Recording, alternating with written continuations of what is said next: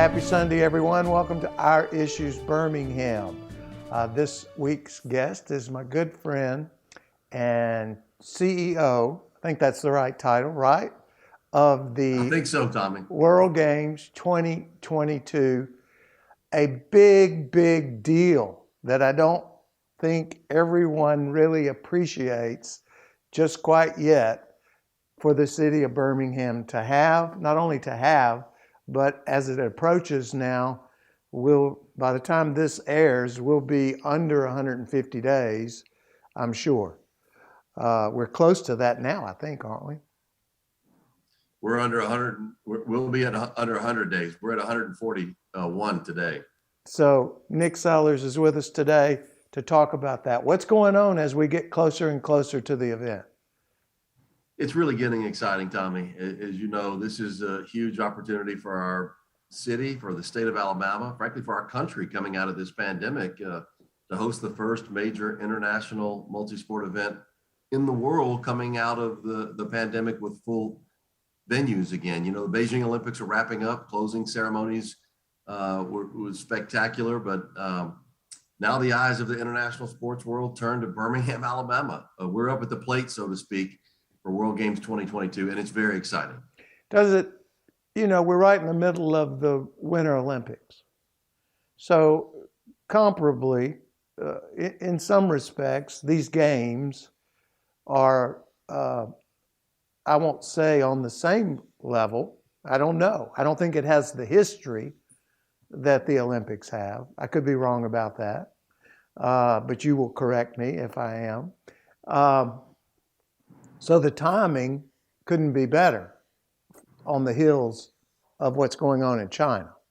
So do you think the coverage will be as much or as big as what's happening in Beijing right now? All really good questions. Tough to say if the coverage will be the reach will be as big. I mean, candidly, I don't think it will be as big as the Olympic reach with respect to coverage, but the World Games are part of the Olympic movement. We're under the support of the International Olympic Committee. The president of the IOC, Thomas Bach, will be here for opening ceremonies July the 7th when this is broadcast globally. And it's broadcast through the Olympic broadcast system, the Olympic Channel and their partners in over 100 countries.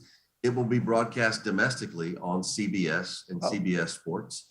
CBS network reaches over 120 million households. CBS Sports is 70 plus million households reach. We'll have a nightly special during prime time on CBS Sports. So it will be a significant opportunity for our city and state to reimagine ourselves globally as this kind of coming of age moment. This is our medal moment as much as it is these 3,600 athletes from over 100 countries competing for their medal moment. And these are some of the fastest growing, in some cases, the most extreme or emerging sports in the world. And we'll talk about all those sports, but these are the sort of the X Games of the Olympics, Tommy. So these are the ones that really appeal to the 18 to 35-ish crowd for the most part, although you got sports like bowling and billiards and racquetball and squash, bowls that we all know and love, softball, that women's softball that we know and love, and then sports that we've never heard of before. It's not as old as the Olympics. It is part of the Olympic movement. It's been around for 40 years, the World Games. First time it's been back in the U.S. since its inception in 1981. It's been all over the world. When it leaves here, it goes to Chengdu, China, and it follows the Summer Olympics by 1 year. So when Tokyo moved their Summer Olympics to this past summer, it pushed the World Games to 2022. Are we ready? Is Birmingham ready? We're ready. And I'll tell you why I believe we're ready. We went to Washington, D.C. about a year ago and asked for some support from the Department of Homeland Security. And Homeland Security, Tommy, has these 5 different ratings. They're called SEER ratings. They're a security assessment rating for a city or for a big event. There's 40,000 applications a year. Of those, generally a half dozen, 5 or 6 of those are events that are considered SEER 1 level ratings. The Super Bowl is always one of those. I would think so. We thought we were going to get a SEER 3, maybe a SEER 2. We received a SEER 1 rating. And what comes with that is a lot of federal resources and support under a unified command of security led by Special Agent Patrick Davis, he's Special Agent in charge of the Secret Service for Alabama and Mississippi. All of our municipalities, Jefferson County, the State Department of Homeland Security are all working in concert with the City of Birmingham Police Department. So I say that to say this will be a very safe and secure event for fans from all over the world. And I'm very proud of that. But with that comes obviously some logistical challenges, and we're working through those. We'll have, for the first time ever, a very unique transportation plan for the fans where you can park in different areas around the city, restaurant districts from Lakeview and Pepper Place to 2nd Avenue North and in and around different areas, and jump on these gold, silver, or bronze World Games Expresses, and they'll get you every 5 minutes to the venues and back to your vehicles. So this is a new way of thinking about how to get things done in Birmingham. And I'm really pleased to say the cooperation between the county, the city, all the municipalities, and the state have been as good as I've ever seen in my professional lifetime. And that's what gives me the confidence that we're ready. I hate to bring up the dreaded C word, but are we going to have a COVID protocol? Or is it going to be wide open? Well, we got to be prepared. Numbers are dropping, but I mean, we have to think in terms of that. Yeah. Of course, we had a Super Bowl. Nothing dramatically came out of that, I don't believe. But have we addressed that? And the Southeastern Conference in college football really paved the way for us in many ways. Look, we have an obligation to be prepared for everything. But all the experts, and as you know, most of those infectious disease docs, the best in the world, are right here. They're advising us. We'll be prepared if there's an outbreak to have all the COVID protocols, but we are expecting really kind of the back to normal to the greatest extent for these events. All right, we're going to take a quick break. We'll be right back with Nick Sellers talking about the World Games that are right around the corner. This is Our Issues Birmingham. Don't go away. We'll be right back.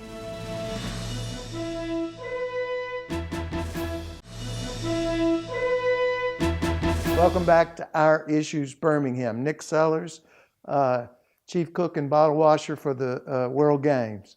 That's my title for you. That's a better title. It's probably more accurate. The buck stops there. These athletes are coming from all over the world, I trust, right? Over 103 countries. And about how many athletes are there in number? Yeah, it's 34 different sport competitions held over 10 days and 3,600 athletes. Where are we putting them? That's a really good question, and we get that a lot. We have 2 separate athletes' villages. About 80% of those athletes will be staying at UAB, thanks to the foundation level partnership and sponsorship that UAB has with us.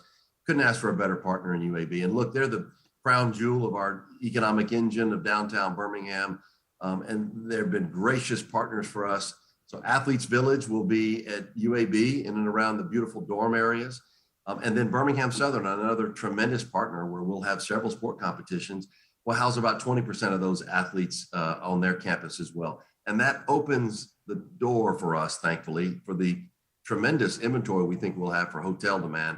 We've got roughly 17,000 hotel rooms in the Birmingham metropolitan area, but we think there'll be demand as far east as Anniston, far west as Tuscaloosa for hotel rooms.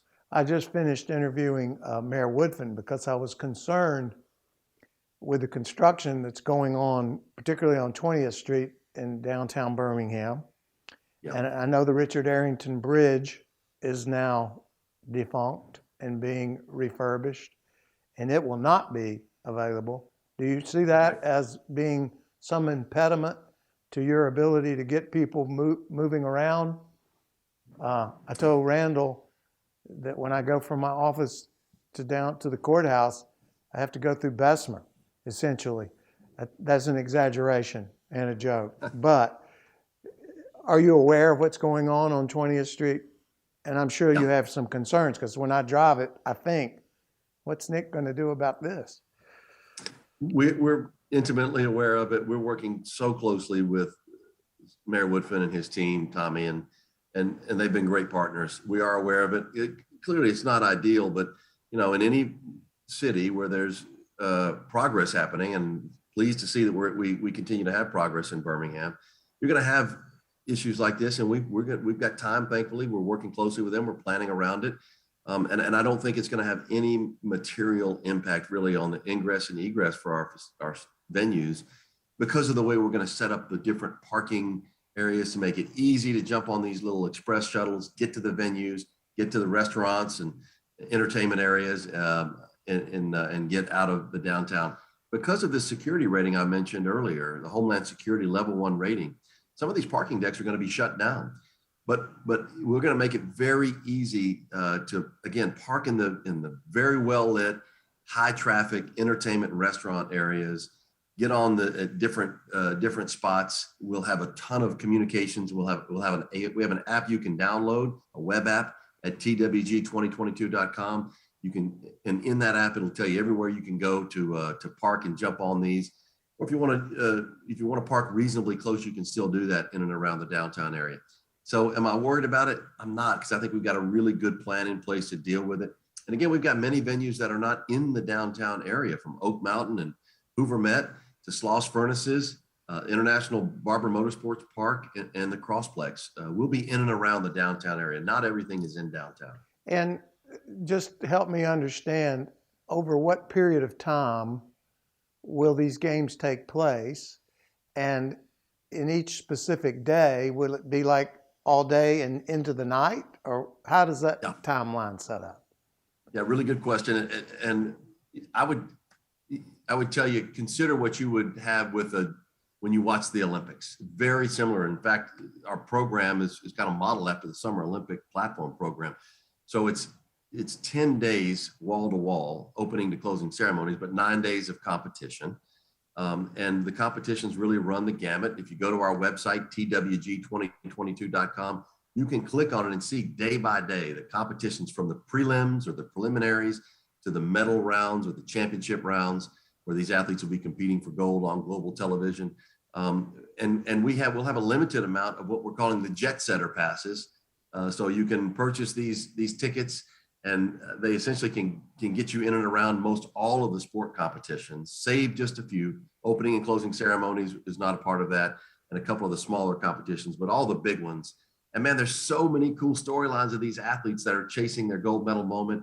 And I will tell you, there's a great connectivity between our city and the struggles and challenges we've gone through as a city to finally have our coming of age moment, and the connection to these global athletes and what they're going to achieve. So they start, say, 9 a.m. or afternoon, or? Well, there's some that's generally it's around that time, an 8 to 9 a.m. start for the various venues, and they will go until the evening time. And then the kind of the heartbeat of the World Games is the new City Walk Birmingham. I'm sure a lot of your viewers have gone to City Walk, and it's going to be called the Regions World Games Plaza. It's going to have 9 nights of fun and activity. I would envision, if you've ever been to Key West, it's going to be like Mallory Square. It's just going to be a ton of fun. We'll have a main stage with performers. We'll have all kinds of different things you can do. Microsoft, we haven't announced that yet. I'm announcing it on your show. We'll have a major activation there with a fun event area. Just really something for everybody. Will you be able to go from, you mentioned some venues that are around town. In this last little 30-minute segment, will you be able to go from the Crossplex to Barber Motorsports on your transportation system? No, actually you won't. That transportation system is really to help get in and around the venues in the downtown area. Okay. There's plenty of parking in and around those venues like Barber Motorsports Park, Sloss Furnaces, which we're going to turn into an incredible venue as well. But you can drive and have easier parking around those. All right, we're going to take a quick break. We'll be right back. We've got a special treat for you. We're going to show you something that no one's seen before. This is our Issues Birmingham. Don't go away.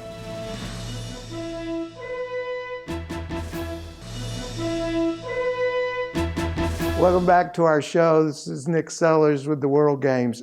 He said something about the Sloss Furnace, and I just have to ask, what event is at the Sloss Furnace? Well, there's several. Actually, we're dubbing that area the world's biggest sports party during these World Games, because we're building with Brassfield and Gorey and HPM or program management. We're building a beach competition court for beach handball, which is going to be a ton of fun watching these incredible athletes compete for gold medal there. we'll build a sport climbing wall for sport climbing. And Tommy, it was now just voted in by the International Olympic Committee as a full summer Olympic platform sport. So it'll be in the LA 2028 Olympics. It'll be in the Paris Olympics, but we'll have those same athletes competing for gold here at Sloss Furnaces. And we're building a parkour obstacle course. So I don't know if you've ever heard of parkour. These are these athletes, they're acrobats that they jump over cars and on the sides of walls. They do this crazy obstacle course where they're flipping around in the air. It's kind of extreme, but fun to watch. We'll have parkour out there. And then finally, we'll have break dancing. It's called breaking in international sports. There's 4 disciplines of dance sport in the World Games.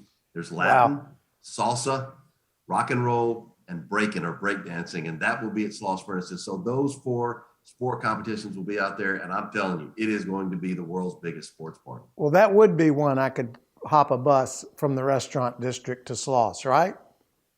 Yes, there'll be a drop-off point and a pickup point right there that you can hop on and, stay in Lakeview, stay at Pepper Place, 2nd Avenue, wherever you want other drop-off points. Go check out those incredible sport competitions, and then every 5 minutes get back to your car. Anybody concerned about the fact that it's July in Alabama? Well, we'll have some good question. We'll have some teams that actually come to Birmingham early from around the world and camp here before opening ceremonies. And we're working with various communities on that so that they can just get acclimated to our wonderful July humidity. Roughly, for the viewers, what should they anticipate spending to go to the games, exclusive of the opening and closing ceremonies? How does that work? Well, the opening ceremonies and closing is really going to be an immersive experience that we've never seen in this market and probably in the state of Alabama before. Think of a Super Bowl halftime show on steroids, and that really doesn't do it justice, but it's very cinematic. The crowd will be involved in various ways with the opening ceremonies, and the artists from Randy Owen and the band Alabama to Jamie Johnson and Sarah Evans to Nelly to Tony, Pastor Mike J, Yolanda Adams, and some other big names that we'll be announcing soon will all be performing.